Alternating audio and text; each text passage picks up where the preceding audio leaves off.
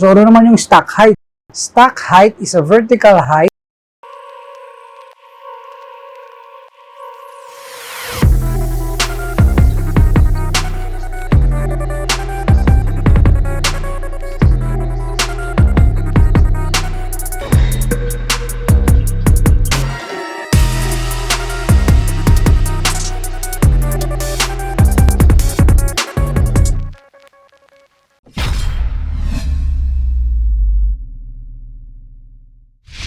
Hello sa mga At eto na naman tayo. At again, this bike is from Bikeworkx Binya. Meron tayong nakaraang bike shop visit sa kanila. You can also check on that video para makita ko yung marami kung anong meron sa kanilang bike shop. And this time, nagbumalik tayo para i-bike check itong si Traction Advent. So, if you would remember, yung mga nakaraan na tayong bike check regarding traction bikes, but this one is kind of different. Pero parang siya, as far as I can see, para siyang women-specific bike. And ano ba pagkakaiba mostly ng isang men-specific and women-specific bike? Ang isa sa mga nakikita ko dyan, it has a step-through frames for wearing skirts and dresses. So, para mas mababa yung top tube niya, shorter and ang reach ng brake levers, and shorter crank arms and shorter stem. So yun yung ilan sa mga major differences ng women-specific bikes compared sa men-specific bike. At isa pa, and fit, the data goes into the frame geometry because women on average are shorter than men. So yun, mostly kasi mas maiksi, mas maliit ang mga babae. So women bike models generally have shorter stock heights. So, ano naman yung stock height? Stock height is a vertical height between the bottom bracket and the center and the top of the center of the head tube. So, reach is horizontal distance between the same points. So, yun. So, in short, parang mas mababa yung stock height kung ang titignan mo is women-specific bikes. So with this bike check, check natin na this is a women-specific bike. So again, let's start from its frame. Again, for its frame, it has an aluminum frame na, ayan it's an alloy frame na black, glossy black.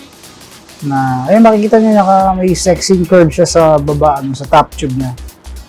That indicates na it is yung women-specific bike. Yung kanyang model na Advent. Ayan, meron din siyang kabitan ng bottle cage. Oh, kinis Okay, naka-internal cable na rin pala siya. And ayan, meron tayong aluminum 60, 61, and specifically small yung kanyang size for the frame. And again, meron tayong pied sa chainstay, the seat stay, and wherever you want stay. Okay, so that's it for the frame. And dito naman tayo sa kanyang fork. It has a suspension fork. Suspension fork na rin pala siya. And naka-QR pa. And siguro steel pa yung suspension fork na yan. Okay. Sa kanyang cockpit, it has naka-negative stem na alloy cockpit. At naka-Logan na hydraulic brakes and the traction saddle. For the drivetrain, it has a 3x7 setup na naka Shimano Tourney TZ. So naka 3x7 siya na good for all terrain, and that's the non-drive side. Next will be the tires.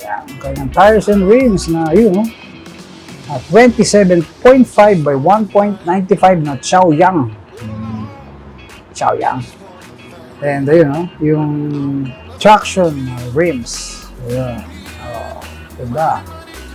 Okay, 27.5 by 1.95. Well, 47B pala siya, sa ibang sukat pwede.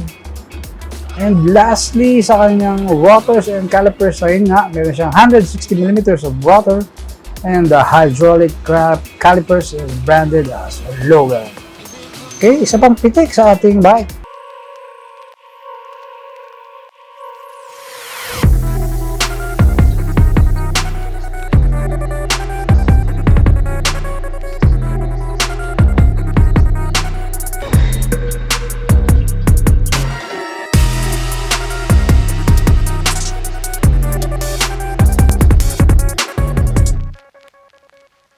And again, this will be all for now mga kasipa, and hope to see and hope na if you have other inquiries regarding this bike and other, you can just contact. I'll be linking their page on the description box. Sa mga nagtiyatsaga, syempre mas masarap ang sinigang.